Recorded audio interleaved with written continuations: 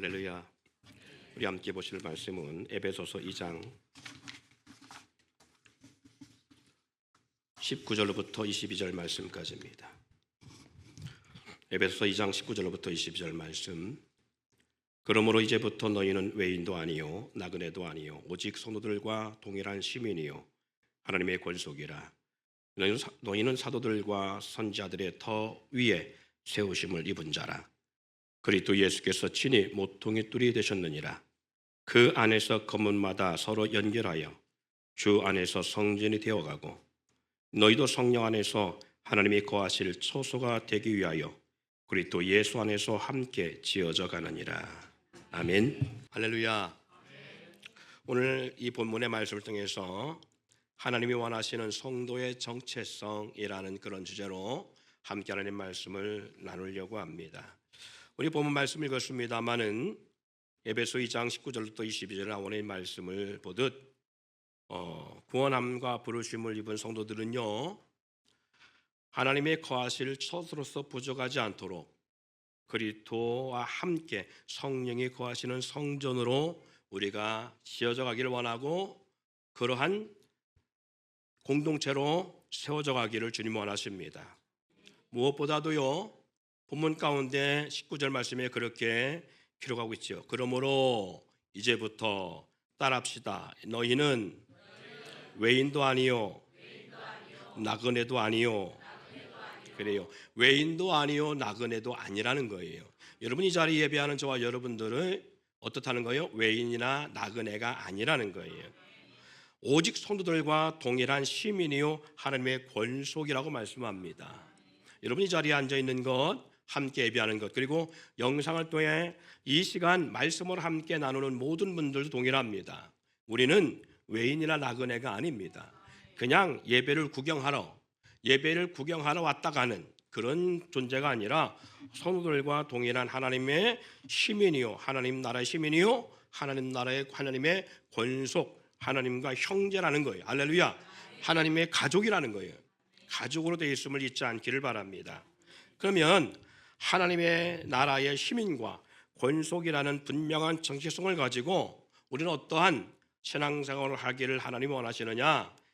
책임의식과 주인의식을 가지고 신앙생활하고 공동체 생활에 참여하기를 하나님은 원하신다는 말씀입니다. 그래서 하나님이 함께 하실 수 있는 성전의 기능으로 세워져 가고 확장돼 가기를 원하시는 것을 말씀하고 있습니다. 여러분이 올해가 우리 교회가 설립한 지 26주년 된다고 했어요. 그러면 26주년이라는 얘기는 27년째를 달려가고 있는 교회라는 것을 말씀하고 있지요. 교회 공동체가, 그렇다면 우리 교회 공동체가 무엇을 잃어버리고 무엇을 소유하고 살아가야 할지 그것을 바로 알고 우리 신앙생활과 우리의 교회 생활의 재정립의 역사가 필요할 시기라고 봅니다. 그래서 저는 오늘 본문의 말씀과 더불어 두 가지 교훈을 여러분과 함께 나누려고 합니다. 그 중에 하나는요, 오벳 에돔의 교훈이고 다른 하나는 포도원 품꾼들의 교훈으로 여러분과 저가 함께 이 시간 나누려고 하는 내용입니다. 여러분, 첫 번째 오늘 오벳 에돔의 교훈은요, 언약궤, 다시 말해서 구약에서는 법궤라고 말하지요. 이 언약궤인 법궤를 모셔드림을 통해서 단 3개월 만에 복을 받은 오벳 에돔의 가정이 있는데, 오늘 저와 여러분들이, 우리 성도들이 이와 같은 이 오벳 에돔의 축복이 우리에게 있기를 바라는 마음에서 이 첫 번째 내용을 다루려고 하는 것입니다. 어떤 축복이요? 오벳 에돔의 가정의 축복. 단 3개월 하나님의 법궤를 모셔들었음에도 불구하고 3개월 만에 복을 받은 가정이라는 거예요. 또 한 가정에 나오는데 그 가정은 바로 어떤 가정? 아비나답의 가정이지요. 이 본문에는 그래서 두 가정이 나옵니다. 하나님의 궤를 모신 두 가정 중 한 가정은 복을 받은 반면 한 가정은 하나님의 심판을 받게 되는 역사를 보게 되어집니다. 복을 받은 가정은 어떤 가정이다? 오벳 에돔의 가정이다. 오벳 에돔의 가정과 가족들은요, 진노 가운데서 역사하셨던 하나님의 궤를 3개월 동안 모시는 가운데 있을 때에 복을 받았다고 했어요. 사무엘하 6장 11절에 보니까 이렇게 그 복받은 내용을 적고 있습니다. 여호와의 궤가 가드 사람 오벳 에돔의 집에 석 달을 있었는데 여호와께서 오벳 에돔과 그의 온 집에 복을 주시니. 할렐루야. 네, 3개월 동안 모셨는데에 그의 가정과 그 집과 온 집이 복을 받았다라고 말합니다. 근데 여기서 우리가 의아한 것은요, 정확하게 무엇 때문에 복을 받았다는 말씀이 따로 없습니다. 그리고 어떤 복을 받았는지는 정확하게 우리가 추론할 수 없습니다. 알 수가 없습니다. 왜? 알려지고 그렇게 기록되지 있지 않으니까. 다만 심판을 받게 된 가정을 통해서 복을 받게 된 이유를 우리는 추론해낼 수는 있습니다. 복을 받지 못한 가정은 왜 복을 받지 못했는지, 그걸 알면 우리는 어떻게 하나님을 경외하며 모시고 살아야 복을 받을 수 있는지를 우리는 적용시킬 수 있다는 것입니다. 그렇다면 우리는 오벳 에돔의 집에 분명한 것은 오벳 에돔과 그의 온 집이 복을 받았다라고 기록하고 있는 반면 아비나답의 집에 대해서는 어떠한 하나님의 심판이 있었고 이스라엘 향한 경고가 있었는지를 우리는 알 수가 있는데, 어떻게 복을 받았다, 무슨 복을 받았다는 얘기는 나와 있지 않지만 우리는 어떻게 하면 복을 받을 수 있는가는 이 아비나답의 가정을 통해서는 우리가 추론해 볼 수 있다는 거예요. 아비나답의 가정은요, 하나님의 궤, 여호와의 궤를 집에서 수십 년간 모시고 있었습니다. 그렇지만 이 수십 년간 하나님의 궤를 모시고 있음에도 불구하고 복을 받기는커녕 오히려 자식을 잃는 아픔에 하나님의 심판이 있었다는 거예요. 그 이유는 우리가 잘 알고 있지만 궤를 운반할 때 그들이 어떻게 하나님의 임재를 상징하는, 하나님을 상징하는 법궤를 운반했는지, 옮겼는지를 보면 알 수 있습니다. 어떻게 됐는지를 보면 알 수 있습니다. 아비나답의 가족들은요, 하나님의 궤를 어떻게 운반했어요? 수레에다 실어 운반했어요. 물론 새수레입니다. 새수레라는 얘기는 다른 짐을 실어보지 않은 새수레를 말해요. 어떻게 보면 그것이 참 보기 좋은 모습 같을지 모르겠지만, 그러나 그것은 짐처럼 대우했다라고 하는 그런 것을 우리는 염두에 볼 수 있습니다. 하나님에 대한 두려운 의식과 경외함이 없던 그러한 가정임을 볼 수 있어요. 그들은 오랜 시간 하나님을 모시고 살았지만서도, 그렇게 살면서도 마치 하나님의 궤, 하나님의 임재를 상징하는 궤를 어떻게 취급했다? 짐짝 취급했다라는 거예요. 그렇다면 우리는 그런 삶을 살아가고 있지는 않은가? 우리 자신들, 우리의 가정을 돌아보면 됩니다. 하나님의 뜻과 마음을 알기 원하기보다 오히려 하나님에 대한 신앙에 번거롭고, 하나님은 아무 능력이 없으시며 오히려 하나님을 믿는 믿음의 삶이 짐스럽게 느껴지는 삶을 살아가고 있는가? 이것이 바로 아비나답의 집의 신앙의 사고의 흐름이었습니다. 이 가정은 하나님의 궤를 모시고 있음에도 불구하고 존귀하고 경외한 모습으로 하나님을 존귀하게 대한 것이 아니라 그 궤를 어떻게 대우했다? 짐으로 대우했다는 거예요. 그래서 짐스러워 했다는 거예요. 마지못해 그 궤를 섬기고 있었다는 거예요. 그러니까 하나님의 궤를 모시고 살면서 이들은 하나님에 대한 기대와 하나님에 대한 위대하심, 하나님에 대한 존귀함, 하나님의 그 역사하심, 하나님의 일하심, 이런 걸 본 것이 아니라, 그걸 기대하고 그 궤를 모시고 있는 것이 아니라 마지못해 어쩔 수 없이, 실은 귀찮아서 어쩔 수 없이 그 궤를 모시고 있었다는 거예요. 그게 모시고 온 것이 아니라 그냥 하나님의 궤를 내방쳐 둔 것 같은 삶이겠지요. 물론 하나님의 궤를 두고 있는 것은 짐스럽지 않을 수 없습니다. 가벼울 수는 없어요. 가벼울 수 없는 역사입니다. 그럼에도 짐처럼 생각하기보다 경외함과 존귀함으로 대워야 되는데 이 아비나답의 가정은 그렇지 아니했다라는 거예요. 여러분, 이것이 어디서 나타나느냐면 가정에서 가족 간의 삶을 보면 알 수 있습니다. 여러분, 이 언약궤, 법궤는요, 뭐라고요? 하나님의 임재를 상징한다. 하나님을 대표하는 거예요. 하나님 임재를 상징한다는 거예요. 자, 그럼 한번 적용해 봅시다. 자, 우리 집에 안에, 그럼 이 시대 우리 집에 있는 법궤는 뭘까요? 여러분이 모시고 사는 법궤는 뭘까요? 모셔둔 법궤는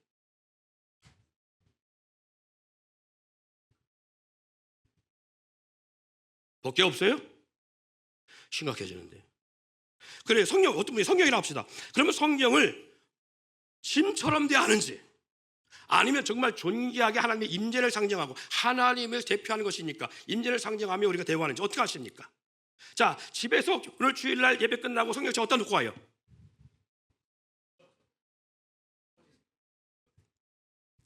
교회에다 놓고 가죠? 아니요, 집에 안 갖고 올 수도 있어, 그죠? 어떻게 해요? 이 성경을 어떻게 합니까? 하나님 말씀이잖아요. 이게 여러분이 법궤라고 의지한다면, 생각한다면 어떻게 해야 돼? 어떻게 하냐고. 여러분 믿음 신앙을 한번 고백해 봅시다. 난 어떻게 해요? 자, 일주일 동안 놨다가 그냥 잘 가지고 와요. 아이고, 하나님의 임재를 그냥 존귀한 말씀이니까 그냥 잘 보관해요. 네, 그냥 그래서 이런 말 있잖아요, 옛날에. 먼지가 안 졌어. 하도 안 봐서 안 털려. 후탁신자라고 했어요. 이거는 후탁신자. 여러분 어떻게 해요? 하나님의 말씀을 어떻게 대화하냐. 그렇게 짐스러워서 일주일 내내 성경을 봅니까? 아니죠. 짐스러워하죠. 우리도 아비나답처럼 짐스러워할 수 있어요. 자, 그러면 성경 말고 다른 것이 하나님의 법궤란 뭐가 하나님의 법궤일까요? 법궤를 상징할 수 있는 걸까요? 그래요, 가족이에요. 남편이고 아내고 부모고 자녀이실 수 있습니다. 왜? 너희 가운데 거하시는 이는 누구라겠어요? 하나님이시니. 그러면 우리 집에 가장인 아버지 가운데 하나님이 계신다면 그가 곧 법궤의 모습일 수 있잖아요. 그렇지 않나요? 제가 이런 글을 제가 복사해왔습니다. 왜 남편은요? 라고 하는 주제입니다. 왜 남편은요? 집에만 들어오면 집에 안 들어오면 보고 싶고, 집에 들어오면 답답하고, 오자마자 자면 서운하고, 안 자고 뒹굴거리면 짜증나고, 말 걸면 짜증나고, 말 안 걸면 짜증나고, 누워있으면 나갔으면 좋겠고, 나가 있으면 집에 좀 들어와 있으면 좋겠고, 늦게 오면 열받고, 일찍 오면 괜히 불편하고 신경 쓰이고, 이상한 미스테리 같은 존재다. 이런 내용의 글이에요. 자, 여러분 아내들이요, 여러분 남편들이 어떻습니까? 이런 존재입니까? 아니면 정말 어떤 모습이든 보기에 흠모할 만한 모습이 없다 할지라도 법궤를 대하듯 하나님이 임재의 모습이고, 하나님도 함께하고, 하나님도 그를 용서하고, 하나님도 그를 인정하고, 시띠나무 같은 존재이나 지난주에 나눴잖아요. 그럼에도 불구하고 하나님의 그를 지명하여 불러서 너는 내 아들이요 라고 하셨고, 지금 우리가 본문 말씀 읽었습니다마는 성도요 시민이요 권속이라 라고 말한 것처럼 하나님의 백성이고 하나님의 지체요. 할렐루야. 그렇다면 그 속에 하나님이 함께하면 법궤 같은 존재이지 않습니까? 그럼 어떻게 대화해요? 짜증나는 존재예요? 아니면 존귀하게 대합니까? 예. 그런데 우리는 어떻게 하려고 그래요? 아내들이 남편이란 존재를, 오늘 황 집사님 있으면 너무 좋았을 텐데. 예, 어디 갔나? 아멘 여기서 은혜 다 받고 있는데. 예, 보세요. 예, 그런 존재여야 되는데 어떻게 하느냐 그 말이지요. 그렇게 존귀하게 대하느냐, 아니면 짐짝처럼 아이고 있으면 귀찮고 없으면 허전하고 또 들어오면 짜증나고 옆에 있는 것 자체가 불편하고 이런 존재라면 그게 어떤 존재? 아니잖아요. 그리고요, 컨트롤 당하는 존재가 아니에요. 여러분 법궤는 아비나답 가족에게 컨트롤 당하는 존재가 아니에요. 모셔야 되는 존재라는 것이지요. 그런데 아내들이 대부분 남편을 어떻게 해요? 컨트롤하죠. 뭐처럼? 풀에다가 실은 침착처럼 컨트롤한다는 거죠. 그리고 아내 마음에 들지 않으면 용납하지 아니하고 그것이 싸움이나 다툼이나 잔소리가 되어지는 그런 모습이 되어지는 거예요. 여러분, 남편들은 안 그렇습니까? 아내 속에 주님이 계시다면 그 아내가 어떤 존재냐? 법궤처럼 존귀하게 대해야 할 존재고 섬겨야 될 존재인데 우리는 어떻게 하느냐 그래요. 남편 마음에 들지 않으면 용납이 안 되고 용서가 안 되는 그런 존재냐? 그래서 싸움이나 다툼에 대한 어떠한 그런 대상의 존재냐라고 하는 것입니다. 어떤 존재여야 돼요? 여러분 마찬가지입니다. 교회 목회자는 교회 안 공동체 안에서 법궤 같은 존재입니다. 그러면 목회자 앞에 이 성도는 목회자가 성도 대할 때 법궤처럼 돼야 됩니다. 컨트롤할 존재가 아니라는 것이지요. 그런데 놀라운 것은 대형 교회일수록 목회자는 성도를 컨트롤하게 되고 그렇게 컨트롤할 때 교회가 희한하게 숫자적 부흥은 일어납니다. 영적 부흥은 어떻다는 모르겠지만 분명히 눈에 보이도록 일어나는 것은 숫자적 부흥은 분명히 일어납니다. 그런데 정말 컨트롤하는 것이 아니라 법궤처럼 성도를 모시고자 하면 희한하게 성도들의 신앙은 갈짓자를 걷습니다. 이게 문제라는 것이죠. 왜 그러냐? 목회자의 선한 행위가 성도에게 만만한 존재가 되기 때문에 그래요. 존귀하게 법궤처럼 대화의 존재가 아니라 만만한 존재가 되기 때문에 그래요.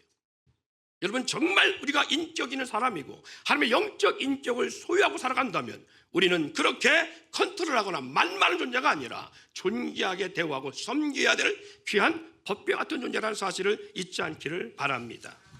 여러분 오늘 이 아비나답의 집에서 잃어버린 것이 있다면 정체성의 상실은 바로 이 부분이라는 사실입니다. 바로 뭘 잃어버렸다? 하나님의 법궤를 존귀하게 대우하고 어깨에 메고 옮겨야 되는데 그렇게 섬기는 법궤가 아니라 수레에다가 실어 옮기는 침짝 취급하는 삶을 지금 살아갔기에 하나님은 수십 년 동안 법궤가 아비나답의 집에 있음에도 불구하고 복을 받지 못하고 오히려 하나님의 심판을 받고 자식을 그 앞에서 잃어버리는 그러한 처절한 아픔의 역사를 경험하는 그런 집안이 되었다는 사실입니다. 이스라엘 백성들이 하나님의 선임에서도 불구하고 하나님으로 보호와 복을 받기보다는 이스라엘이라는 나라가 패망하고 세상 가운데 흩어진 민족이 되어 처절한 아픔의 민족이 되어진 이유도 다르지 않습니다. 말라기서 1장 6절과 13절 말씀 한번 다 같이 한번 읽어보겠습니다. 시작. 내 이름을 6절 말라기 1장 6절 시작. 내 이름을 멸시하는 제장들아 나 만군의 여호와가 너에게 이르기를 아들은 그 아비를 종은 그 주인을 공경하나니 내가 아버지일진데 나를 공경함이 어디 있느냐 내가 주인일진데 나를 두려함이 어디 있느냐 하나 너희는 이르기를 우리가 어떻게 주의 이름을 멸시하였나이까 한도다. 만군의 여호와 13절 만군의 여호와가 이르노라 너희가 또 말하기를 내 일이 얼마나 번거로운 하며 코웃음을 훔친 물건과 저는 것 병든 것을 가져왔느니라. 너희가 이같이 봉헌물을 가져오니 내가 그것을 너희 손에서 받겠느냐 이는 여호와의 말이니라. 아멘. 보세요. 내가 아버지일진데 나를 공경함이 어디 있느냐 내가 주인일진데 나를 두려함이 어디 있느냐. 이스라엘 백성들이요 로마 시대에 패망하고 AD 70년에 패망해서 약 2000년 동안 나라 없는 민족으로 그렇게 세계에 흩어져서 뿔뿔이 흩어져 마치 모래알처럼 그렇게 전 세계에 흩어져서 서러운 삶을 살고 심지어는 우리가 잘 압니다만 2차 대전에 독일 나치 정부로부터 이스라엘 유대인들이 얼마나 큰 학살을 당하는 고초를 겪었고요. 그리고 얼마나 많은 유대인들이 학살과 모멸한 그 모멸감 있는 그런 삶을 살았어요. 비참하기 그지없는 그러한 역사의 고통을 안고 사는 민족이 바로 유대인이지요. 그렇게 되어진 이유가 어디 있었어요? 예수님께서 십자가를 지고 골고다 언덕으로 오실 때에 그 따르는 여인들이 예수님이 그 고난당하는 모습을 보고 슬피 울며 있을 때에 예수님은 그 십자가의 고통을 지고 하는 그 골고다 언덕의 그 고난의 현장에서 뒤에서 울며 따라오는 여인들을 보고 이렇게 말합니다. 나를 위하여 울지 말고 너희와 너희의 자녀를 위하여 울라. 이 말이 무슨 뜻이에요?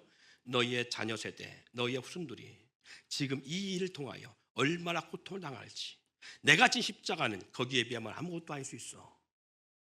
너희의 자녀 세대는 그 고통을 수반하는데 2000년 동안 나라 없는 민족 가운데 처절하게 유대인들의 대학살과 더불어 너희 자녀들이 인간의 이하의 대접, 돼지와 짐승만, 돼지 같은 짐승보다 더 못한 대접을 받으며 처절한 삶을 살 것이라.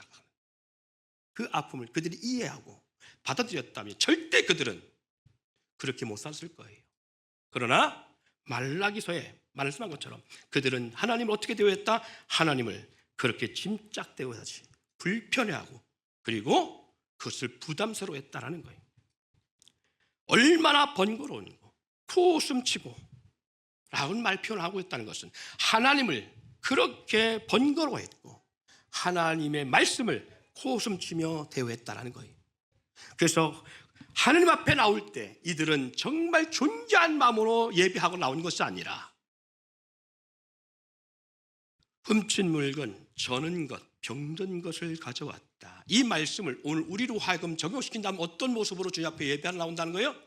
어쩔 수 없이 나의 삶이 지난 한 주간의 삶을 주일을 향하여 달려와야 되는데 주일과 무관하게 살아오고 금요일 불금이 되어지고 토요일 불토가 되어지는 삶을 살아가며 주일 되어서 아이고 안 갈 수 없는데 간밤에 달려 밤새 달리고 여러분 술로 달렸는지 아니면 게임으로 달렸는지 뭘로 달렸는지 모르겠지만 어쨌든 지난 토요일 밤을 기가 막히게 달려서 불토를 맞이하여 그리고 새벽이야 되어 아침에 되어 겨우 집에 와서 잠깐 눈 붙여 올라니까 얼마나 힘드냐.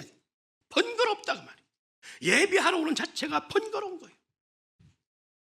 그러니까 예배하러 와서도 어쩔 수 없이 와서 예배하려고 하니까 미친년 산발한 머리처럼 와가지고 와서 앉아서 있으려니까 짜증나. 그거 또 안 되잖아요. 머리 감고 시간이 없는 거예요. 그러니까 머리에 뭘 집어쓰고 그래요. 앞으로는 갓을 쓰고 좀 와. 그래야 주님을 좀 높였구나 인정하잖아. 갓. 우리 조상들은요 하나님을 안 믿어서도요 하나님을 높였어. 갓을 썼다고. 갓. 세계 어느 민족도 어느 종족도 없는 역사를 만들어내는 우리 조상들이요 갓을 썼다니까. 하나님을 높였다니까. 갓. 그러니까 하나님을 높였다니 뭐 이해를 못 하시는 분이 있어. 갓이 하나님이잖아. 영어로 갓. 하나님을 높였다고. 그렇게 하나님을요. 사랑하는 분들 여러분, 그런데 우리는 갓을 쓰고 오는 것이 아니라 뭘 쓰고 와? 모자를 푹 뒤집어 쓰고. 야, 요즘 코로나 이후에 변한 스타일 있어요. 아이고 시험 들라. 아이고 모자 쓴 사람이 있었네 또. 아이고 또. 너를 두고 한 얘기 아니다. 사랑하는 여러분 보세요. 또 이것도 되겠대. 그래요. 화장도 안 해. 왜? 화장할 시간이 없어. 왜? 어젯밤에 달렸으니까.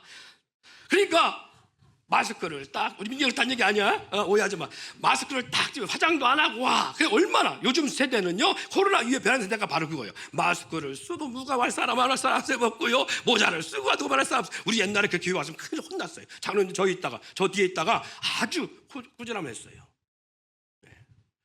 그러고서 주님 앞에 나오니 그 예배가 얼마나 은혜 가운데 드리는 예배가 되어져요. 어쩔 수 없어. 이 한 시간이 지겨움의 예배 시간이 되어지잖아요. 그러니까 우리는 이스라엘 백성과 다르지 않다. 다르지 않은 예배자의 모습을 가지고 살아가고 있는 거예요. 네? 보세요. 이들은요 어쩔 수 없이 하나님 앞에 제사하는데 저는 것, 훔친 것, 병든 것, 마른 것, 온전치 못한 그러한 재물을 가지고 와서 하나님 앞에 제사를 해요. 왜? 안 할 수는 없고 하자니 부담되고 번거롭고 안 하자니 찝찝하니까 하는 거예요. 여러분 주 앞에 나올 때에 이런 마음을 가지고 나왔다면 오늘 이스라엘 백성들의 하는 행위와 다르지 않음을 여러분 이해하시길 바랍니다. 그래서 우리는요 반드시 변화가 있어야 돼. 반드시. 우리는 아비나답의 집처럼 신앙생활하면 망한다. 우리는 오벳에돔의 집처럼 신앙생활 해야 된다는 거예요. 할렐루야. 그러면 우리는 오벳에돔이 어떻게 신앙생활 하는데 복받는다는 일 없다고 말씀했잖아요. 그런데 중요한 것은 아비나답의 집을 보면 그 반대하면 된다는 거잖아요.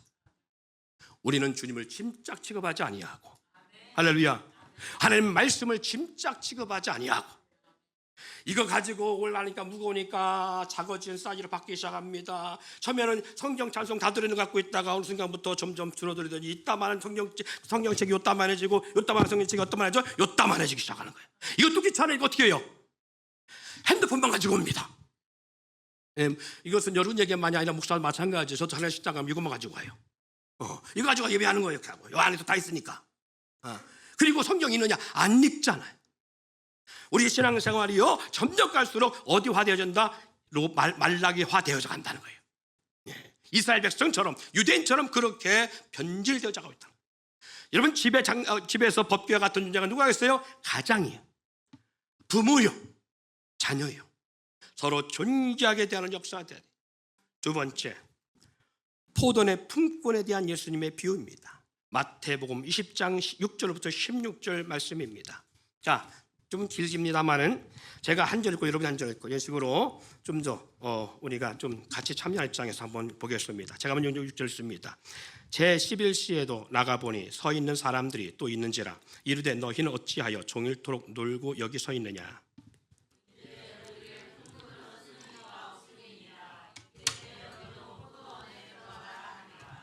저물매 포도원 주인이 청지기에 이르되 품꾼들을 불러 나중 온 자로부터 시작하여 먼저 온 자까지 싹술 주라 하니,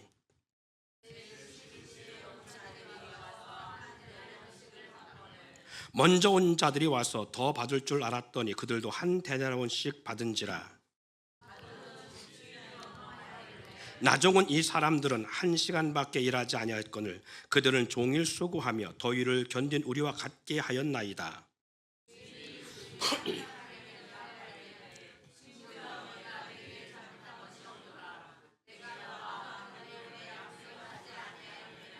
내 것이나 가지고 가라. 나중 온 이 사람에게 너와 같이 주는 것이 내 뜻이니라.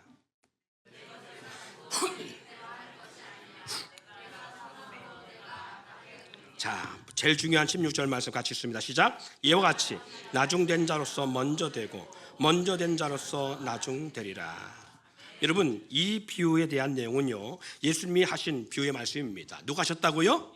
중요한 것은 하나님 본체이신 그 주님이 친히 하신 비유의 말씀입니다. 그러면 주님의 뜻, 주님의 마음이 이 비유 가운데 들어가 있다는 얘기예요. 그렇죠? 이 주님이 누굴 보고 선민 이스라엘 백성을 보시고 하시는 말씀이고, 또 오늘 이 시대 가운데 저와 여러분의 심중에 하시고 싶은 말씀이 이 비유에 대한 말씀이라는 얘기예요. 오늘 우리에게 주고자 하시는 교훈이 있다면 그것이 무엇이냐? 여기 마지막 절에 나중된 자로서 먼저 되고 먼저 된 자로서 나중된다는 말씀을 결론으로 이 말씀을 병절짓고 있습니다. 여러분, 품꾼들이란 다른 말로 일꾼들이라는 의미요, 오늘날로 말하면 종업원이라는 말입니다. 그리고 고대에는요, 노예, 종들을 두고 하는 의미 있는 표현이기도 합니다. 그러니까 오늘날로 말하면 종업원, 이런 의미를 가지고 있는 거예요. 자녀임에도 종의 개념으로 살아가는 사람이 있어요. 그런가 하면 노예임이나 종이나 노예임에도 불구하고 주인처럼 주인의식을 가지고 살아가는 사람이 있습니다. 여러분 자녀들은 어때요? 여러분 자녀들은 집에서 종의 개념을 가지고 살아가요? 주인의식을 가지고 살아가요? 그걸 뭘로 볼 수 있느냐 하면, 자녀들이 집에서 직장 갔다 오든 학교를 갔다 와서 아무것도 안 하고 지방에 처박혀서 아무것도 안 하고 있어. 심지어는 자기 방도 안 치워. 정리정돈이 안 돼. 이게 누구예요? 종이요, 주인이요?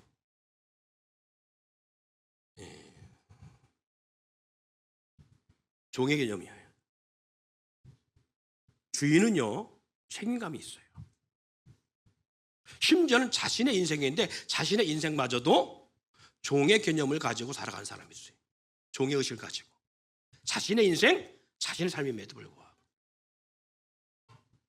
여러분, 우리 주님께서 요구하는 삶이 뭐냐? 왜 이 비유를 말씀하고 그러냐? 주인의식을 가지라는 거예요. 야곱은요, 하나님을 만나기 전에 자기 집에서 오늘 우리의 자녀들처럼 종이나 종업원의 개념으로 살았습니다. 주인의식이 없었어요, 야곱은. 그래서 매일 삥땅 치려고 하고 부모를 속이고 사기치려고 하고 형을 속이는 야비한 삶을 살아갔어요. 주인의식을 가지고 있다면 절대 그럴 수 없습니다. 그 형 에서처럼 주인의식이 분명해야 돼요. 내 삶, 내 인생을 위해서, 우리의 주어진 가정을 위해서 몸부림치는 그런 모습이 있어야 된다고요. 그런데 야곱은 60이 넘도록 가정에서 그렇게 빈둥대는 삶을 살았어요. 삥 뜯어 살았다는 얘기예요, 오늘날로 말하면. 엄마 치마폭 밑에서, 엄마의 그늘 아래서 엄마가 해주는 밥 먹고 엄마의 힘에 의지하여 살아가는, 그렇게 오늘날로 말하면 빈대 같은 삶을 살았어요. 이것을 오늘날로 귀빈이라고 말합니다. 귀찮은 빈대. 우리들의 자녀는 귀찮은 빈대의 모습이 되지 않기를 축원합니다. 신앙생활도 마찬가지입니다. 신앙생활도 귀빈 같은 신앙생활이 있어요. 그냥 어쩔 수 없이 교회 나와요. 교회 나와서 어떤 주인의식이 아니라 종의 의식 속에서 이걸 왜 내가 해야 돼? 이걸 왜 내가 해야 돼? 교회 주인으로서의 모습이 아니라 교회의 종의 개념으로. 종업원이 그렇잖아요. 종업원은요, 주인의식이 없어요. 종업원은. 주인은요, 절대 들어온 손님을 함부로 내쫓지 못합니다. 함부로 하지 못합니다. 왜? 그 한 사람이 내 생존의 문제와 연관성이 있거든요. 그래서 책임감을 가질 수밖에 없는 거예요. 근데 종은 그렇지 않습니다. 제가 전도사 10년 하면서요, 목회를 시작하면서 보이는 게 있더라고요. 부교육자 생활할 때 담임 목사님이 저한테 그래요. 전사, 정전사, 저기 떨어지는 휴지 안 보여? 안 보였어. 안 보였어요. 변호사, 아니 의자에 줄이 저렇게 안 맞는데 저걸 그냥 있으면 어떻게? 제가 볼 때는 빠져됐어요. 그게 안 보였다니까요. 그런데 제가 목회를 하고 주인의식의 위치에 딱 서니까 그게 보여. 땅에 떨어진 휴지가 보이고요, 삐뚤어진 줄이 보이고요, 성도 한 사람 한 사람 발걸음의 소리가 달리 들려지고요, 숨소리가 달리 들려지고, 성도들의 눈빛만, 얼굴 표정만 봐도 마음의 기쁨과 두려움과 아픔과 불안함이 오르내려요. 제가 부교육자 때는 그러거나 말거나, 성도가 나오거나 말거나, 사고가 났거나 안 났거나 내 책임이 없으니까 나는 그거에 대한 별로 관심과 어떤 그런 마음의 요동이 없었어요. 예배 늦게 오면 자기가 알아서 늦게 오는 거예요. 자기 복 받으려고 하는 거예요. 내가 어떻게 하고 그냥 별로 관심 없어요. 늦게 온다고 터치해본 적이 없습니다. 단지 제가 부교육자 때 운전하면서, 운전은 제 시간에 도착했어요. 새벽 3시 반부터 4시부터 운전을 해갖고 새벽 기도를 가는데요, 성도가 늦잖아요. 늦게 나오면요, 중앙성 침범에서도 가서 제 시간을 맞췄어요. 왜? 예배가 중요했던 것이 아닙니다. 저는 예배가 중요해서 예배 시간을 맞추려고 그렇게 신호등 무시, 차선 무시, 시간 무시가 달린 게 아니에요. 운전 늦어서 새벽 기도 시간 늦으면 담임 목사님의 불효령이 부교육자한테 왔으니까, 전도사 왜 새벽 예배 늦냐고. 아니 내가 늦은 게 아니잖아. 성도들이 늦게 나온 거잖아. 첫 집에서 5분 늦잖아요. 마지막 20분 늦게 되어 있습니다. 이때 배워진 습관이 신호등을 보는 습관이 됐어요. 그리고 이때 배운 운전 습관이 지금도 변하지 않아요. 저는 여기서 우리 집까지 5분 안에 갈 수 있습니다. 근데 5분에 끊는 사람 거의 없습니다. 만약에 저희 집이 가오동, 저쪽 낭월동이어도요, 저는 15분이면 충분히 갑니다. 왜? 저는 다음 신호등이 몇 분 만에 바뀐다는 걸 알아요. 이걸 인지하고 달립니다. 그래서 여기는 80km, 여기는 40km, 여기는 90km 달려야 다음 신호를 볼 수 있다는 인지를 하고 있어요. 그게 달려요. 이 습관이 지금도 있는 거예요. 근데 제가 이런 습관이 정말 하나님을 경외함 때문에 있었느냐? 아니라니까요. 담임 목사님의 혼나지 않으려고 하는 이것 때문에 한 거예요. 그런데 목회를 하면서 바뀌는 것이 그것, 책임감, 죄인의식, 이것이에요. 사랑하는 성도 여러분, 우리 마찬가지입니다. 죄인의식이 없으면 종업원처럼 내 일이 아니게 느껴집니다. 여러분 교회 분명히 말씀합니다. 여러분은 나그네가 아니라고 본문 가운데 분명히 말하고 있잖아요. 너희는 외인도 아니요 나그네도 아니라. 사랑하는 여러분, 이에 함께 예배하는 저와 여러분들은 나그네도 아니고 외인도 아니에요. 예배 보러 오는 자가 아니라 예배자로 오는 거예요. 할렐루야. 그렇다면 우리는 예배자로서 종의 의식이 아니라, 종업원 의식이 아니라 반드시 주인 의식이 있어야 한다는 거예요. 야곱은요, 하나님을 만나기 전까지는 자기 집에서도 종의 개념, 종업원 개념의 삶을 살았다고 했잖아요. 그런데 놀라운 것은 베델에서 하나님을 만난 이후에 그는 외삼촌 라반의 집에 종업원처럼 취직했지만 거기서는 종업원처럼 살지 않았습니다. 주인처럼 행동했습니다. 외삼촌 라반의 사업을 그가 관리할 때 종업원처럼 관리한 게 아니에요. 주인처럼 관리했습니다. 뭐라고 말하느냐? 야곱의 고백 속에 보니까 불철주야, 눈을 부릅뜨고 외삼촌 라반의 양떼를 관리하였는데, 혹 외삼촌의 양떼 중에, 사업의 양떼 가운데 도둑질에 가면 내가 임의로 채웠고 그리고 짐승들에게 물려가도 그것을 절대 배상하였나이다 라고 표현합니다. 자기 거 아니잖아요. 그럴 수도 있잖아요. 그런데 자기가 부모님과 함께 살 때는 종업원처럼, 종처럼 종의 개념을 가지고 종의 의식을 살았다면 하나님을 베델에서 만난 이후에 그의 삶은 확 바뀌었습니다. 주인의식을 가지고 주인처럼 행동했고 주인의 사고를 가지고 살아갔어요. 외삼촌 양떼지만, 외삼촌의 사업장이지만 마치 자기 사업장처럼 그렇게 불철주야 돌보고 관리했다는 겁니다. 여러분, 탕자의 비유에서 큰아들은요, 장자임에도 불구하고 그의 주인의식의 사고가 아닌 종의 사고의식을 가지고 살았어요. 그래서 모든 것이 자기 것임에도 불구하고 임의로 행하지 아니하고 아버지 밑에 사는 종처럼 그렇게 원망과 불평을 드러내고 살았어요. 매사에 원망과 불평을 가지고 자기 산업을 위해 살아가는 처럼 살아가지 아니하고 아버지의 산업처럼 생각하며 살았다는 얘기입니다. 사랑하는 성도 여러분, 오늘 하나님께서 자기의 피값으로 교회를 세우시고 우리 가운데에 무엇처럼? 우리 가운데 주인에게 맡기듯이 우리 가운데 맡긴 것이 교회라고 했습니다. 사도 바울에 의하면 그래서 교회는요, 하나님이 자기 피로 피값으로 세우셔서 우리에게 맡겨주신 것이라고 분명히 고백하는 것처럼 우리에게 맡겨준 교회라면 우리는 종의 개념, 종업원처럼 교회를 관리해야 되는 것이 아니라 누구처럼 관리해야 된다? 주인처럼 관리해야 된다는 거예요. 탕자의 비유에 큰아들처럼 그렇게 뭐 하나님 아버지 건데, 뭐 하나님 건데, 목사 건데 이런 의식이 아니라 주인처럼 해야 된다는 거예요. 주인처럼.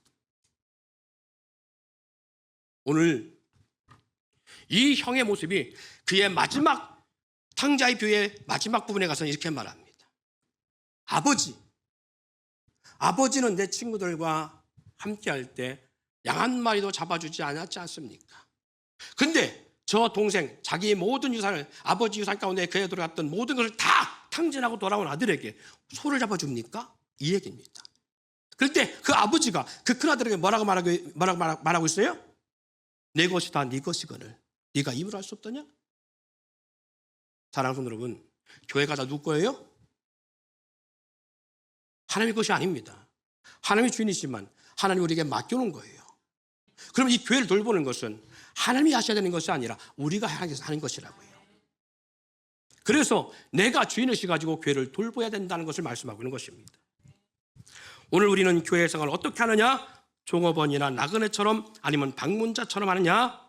라는 것입니다.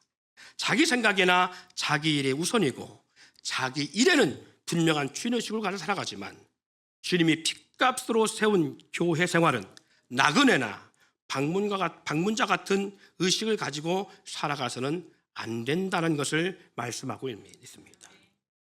교회가요, 사도 바울은 그러기에 악한 영으로부터 공격당하지 않도록 또한 많은 미혹으로부터 교회가 흔들리거나 지체들이 떨어져 나가지 않도록 물심양면 돌보았다라고 말씀한 것처럼 오늘 죄종만이 아니라 온 성도들은 이 교회를 위해서 그렇게 합력하여 선을 이루어야 되는 것을 말씀합니다. 종이나 종업원이나 나그네, 방문객처럼 신앙생활에서는 절대 안 되는 것을 오늘 이 포도원 비유를 통해서 우리 가운데 말씀하고 있는 것입니다. 이 포도원 비유를 보면 오전 9시에 부름받아서 포도에 들어가 일하는 사람, 그리고 11시에, 그리고 오후 1시에, 심지어는 3시까지, 오후 3시에도 포도원의 일꾼으로 불려서 와서 일하는 사람들이 있었어요. 1시간 남기고 불려서 주인에 의해서 택함받아서 들어온 품꾼은 어떤 의식으로 했을까요? 하루 종일 누가 자기를 사용해주지 않고 불려주지 않아서 하루를 그냥 공치게 생겼는데 1시간, 끝날 시간 1시간 남겨놓고 포도원 주인의 부름을 받고 포도원으로 왔어요. 1시간만 일하면 됩니다. 이 사람은 어떻게 일할까요? 이 사람은 어떤 마음을 가지고 하겠어요? 그냥 1시간만 가라 이렇게 하겠어요? 제가 볼 때는 아닙니다. 그 성은에 감사해서 그는 아마 주인의식을 가지고 주인처럼 주어진 일 외에도 주인의 일처럼 더 많은 일을 감당하고 시키지 않은 일까지도 스스로가 하는 그런 모범을 보이지 않았을까요? 그런 마인드가 처음이 나중이 되고 나중이 처음 되는 역전의 드라마를 쓰는 모습이 될 수 있는 것입니다. 사랑하는 여러분, 품꾼들이 말한 것처럼 종일 태양볕 밑에서 땀을 흘리며 우리는 일했는데 저 친구는 1시간밖에 일하지 않는가?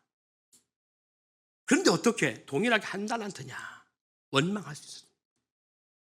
여러분, 교회 생활에 오랜 생활을 하다 보면 지치기도 하고요.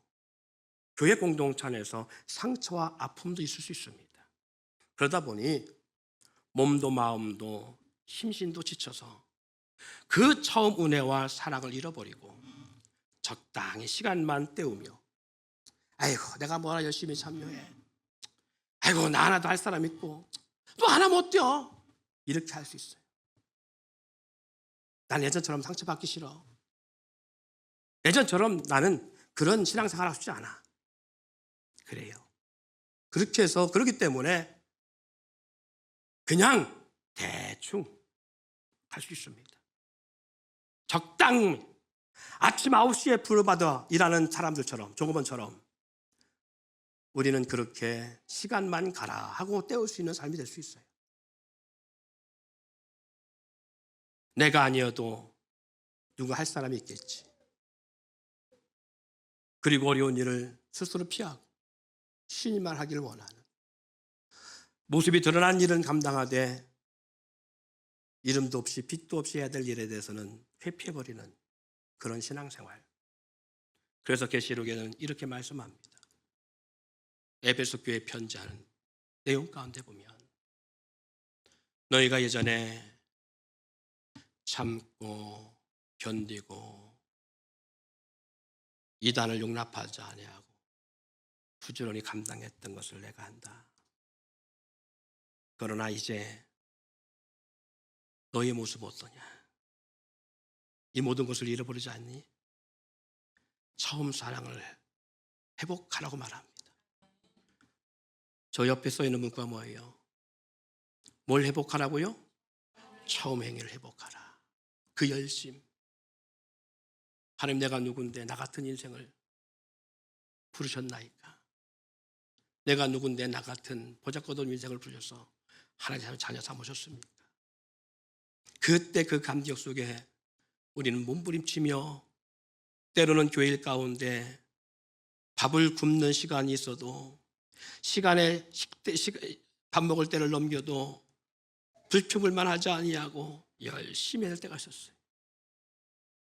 누가 시키던 시키지 않던 몸부림치며 하나님의 일처럼 열심히 감당할 때가 있었어요.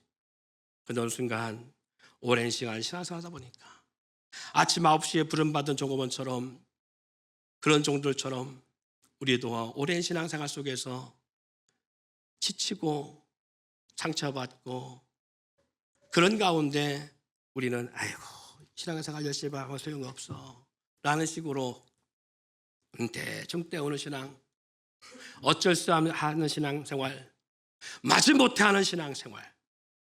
그런데 어느 날 뒤늦게 부름받은 사람이 주님 앞에 나와 열심히 일을 감당한 수고를 다하고 했어. 새벽에도 나오고 낮에도 나오고 저녁 때 퇴근해서도 지친 몸을 이끌고 교회 와서 교회와 기도하고 교회를 돌보고 애쓰는 모습. 먹을 것이 있으면 교회가 먼저고 주어진 물질이 있으면 교회 드리는 것이 우선되어졌던 신앙의 모습을 내가 이전에 갖고 있었던 것처럼 이 친구가 새로운 늦게 들어온 친구가 갖고 열심히 할 때에 초나치지 말아야 되는데 우리는 그렇게 초칠 때가 많이 있지요.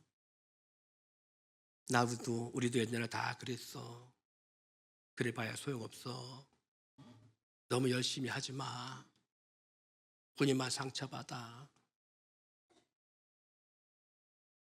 그래서 주님은 바리새인과 사두개인들을 향하여 말씀하셨습니다. 외식하는 자 되지 말라고 말씀합니다.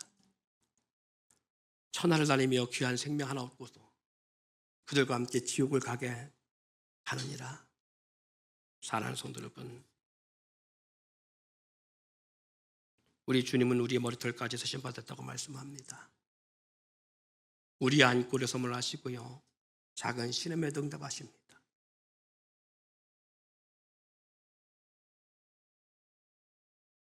교회가 교회다워지기를 소망합니다. 가장이 집에 가서 외로워진다는 것, 그 가장 속에 있는 주님도 외로울 수 있다는 것, 아내가 외롭다는 것, 어떻게 보면 그 안에 주님도 사랑받지 못해 외롭다고 하는 것과 같은 말일 수도 있고요. 교회가 그렇다는 것도 동일할 수 있습니다. 주의 종이 목회를 할 때 함께 할 사람이 없어서 외롭고 힘들다는 것, 어떻게 보면 우리 주님이 주의 종 마음속에서 같은 마음일 수 있어요. 교회는 주의 사랑으로 뜨겁게 달려가야 됩니다. 합력하여 선을 이루어야 됩니다. 왜? 이것은 누구의 교회가 아니라 내 교회이기 때문에 그렇습니다. 주님 앞에 서는 날 주님은 우리 가운데 핏값으로 내 핏값으로 세운 교회 너에게 맡겼는데 너는 무엇 했니? 라고 했을 때 여러분, 우리 할 말 없는 그러한 조거번 같은 종의 의식 갖고 살아가는 상도가 아니라 우리 주님이 우리를 봤을 때 내가 작은 일에 충성했음에 많은 것을 내게 맡기노라 하시는 인정함을 받을 수 있는, 내가 너를 얼마나 사랑했는지. 물론 우리가 그냥 주님의 일만 열심히 했다고 사랑한 건 아니에요. 그래도 불구하고 우리 주님의 마음을 시원케 해드리는, 마치 온 2월 뜨거운 여름에 시원한 냉수처럼, 우리의 마음을 시원케 하는 냉수처럼 우리의 주님 마음을 시원케 해드릴 수 있는 그러한 주인의식이 분명한 우리 공동체가 되기를 주의 이름으로 축원드립니다.